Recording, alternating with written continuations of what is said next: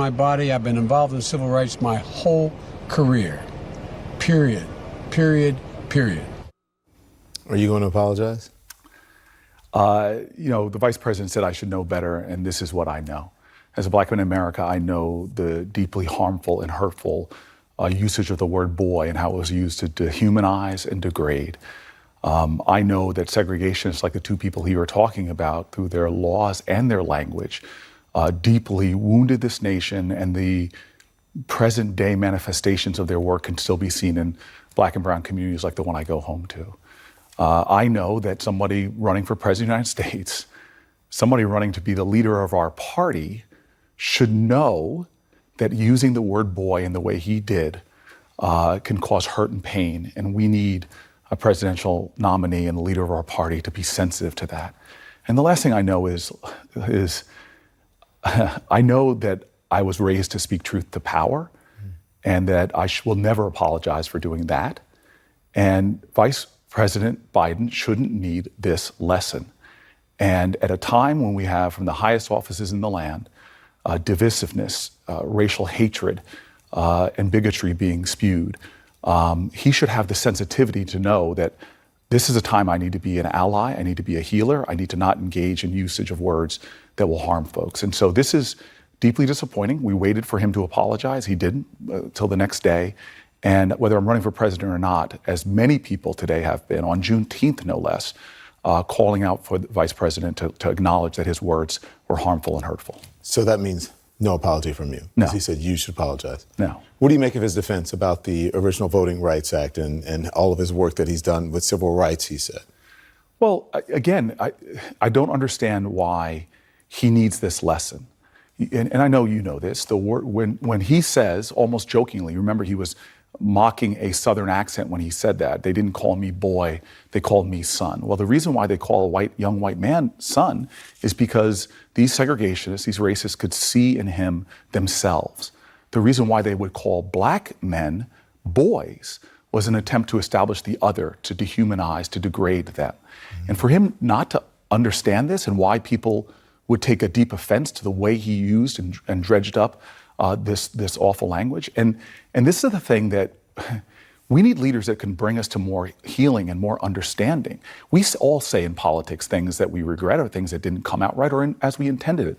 The fact that he's not apologizing and instead falls back into this thing. Can you correct them as quickly as possible? Can I just ask you about this? Because in his remarks last night, the part where he says that he didn't call him boy, a senior advisor says that he has told the story countless times and usually phrases it, he never called me senator, he called me son.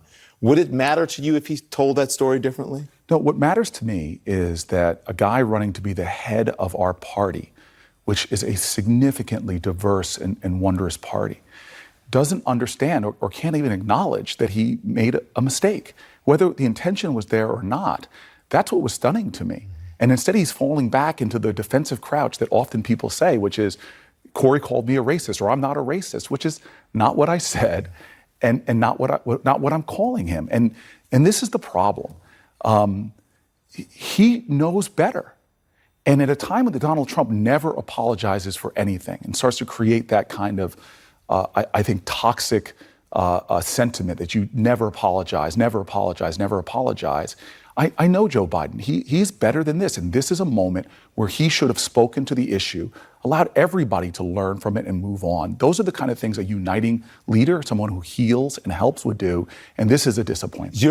You're not comparing what Joe Biden said to the comments of again, and absolutely not. I have a lot. I know Joe Biden. I know our vice president. I'm simply saying that for him not to acknowledge how many people are taking this as hurtful, to dredge up that word, to use it in the way he did, intended or not. A simple thing, I should not have said that, would have been fine for you. I should have not have said that, even if he could have helped and acknowledged what it brings up, and acknowledged the issue. You know Simone Sanders, right? Simone Sanders is a senior advisor saying something very similar on Twitter tonight is what he said. He said, Joe Biden, does Joe Biden make a point that you need to sometimes work with people who staunchly disagree with or figure out how to work around them? So that's basically what she said. Well, again, are you buying anybody who knows my campaign knows the way I work. I work across the aisle all the time with people I could write dissertations on my disagreements with. This is not what we're talking about. We're talking about racial issues in America and how that there are still hurt and harm. There are still issues to be dealt with. And for someone to show the lack of understanding or sensitivity to even know when they've made a mistake and to fall into that kind of defensive posture and say, I'm not apologizing, that I should apologize to him is really problematic. So listen, this is, I think that you guys find yourselves in a very unusual position, meaning the Democratic Party, especially the candidates. When you have someone like Donald Trump in the White House who never apologizes, who says basically whatever he wants to say, no matter what. And then, I don't know what the former president thinks about this, but he says what he's concerned about is Democrats and the firing squad, the circular firing squad, that you guys are basically going to beat each other up more than the person you're running against, meaning Donald Trump. Is there some truth in it for this particular issue? This is beyond politics. And if I was not a presidential candidate, I would call something like this out. Look, I've had the reality of having a father, the indignity to watch another man call my father boy, to have myself have older men when I was a man, to use those kind of terms. These are the kind of things that do cause hurt and harm. And these are the kind of things we should have an expectation of someone who's going to be the president of the United States, running for the president of the United States, seeking to be the leader of our party, can speak to. So this is not about our politics or our presidential campaign or a circular firing squad. This is a sensitivity, this is an issue that we need to speak to in this country and not sweep things under the rug. And if you want to put it in a political context, there are communities like the one I live in that want to believe that we're going to have someone that's going to fight for them.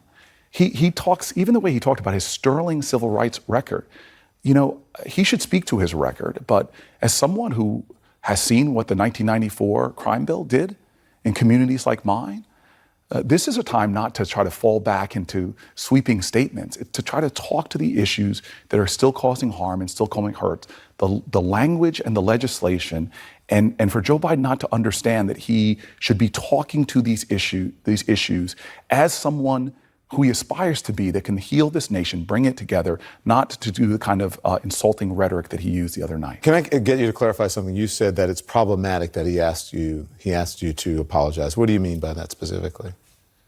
The fact that he has said something that an African-American man could find very offensive, and then to turn around and say, I'm not a racist, you should apologize to me. As opposed to, as Angela Davis used to say, that it is not, in a time of racism, it is not enough to say that I am not a racist. You need to be anti-racist. What we need from a former vice president, from a presidential candidate, what we need from each other is to be allies, to be seeking understanding, to be seeking empathy. None of us are perfect. We're all going to say things that are wrong, but to recognize that and to take the step that you need for healing and reconciliation to admit to that. So for his posture to be to me, I've done nothing wrong, you should apologize, I'm not a racist, is so insulting and so missing the larger point that he should not have to have explained to him, that this should not be a lesson that someone who's running for president of the United States should have to be given. Thank you for addressing that. Also talk about something that you addressed today. You testified today along with Ta-Nehisi Coates and Danny Glover.